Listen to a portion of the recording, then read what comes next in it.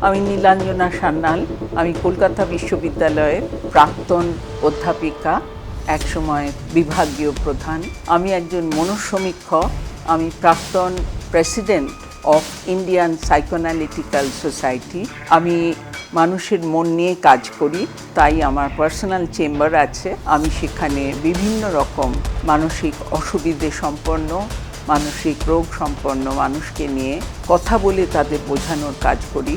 আমি সাইকোঅ্যানালিসিস বা মনঃসমীক্ষণও প্র্যাকটিস করি। আজকে প্রথম আমি নতুন পাতায় সাথে নন্দিনীর একটা প্রোগ্রামে এলাম। সেখানে জীবনের বিভিন্ন অধ্যায়ের বিভিন্ন রকম সমস্যার কথা নন্দিনী আমার সামনে তুলে ধরলেন।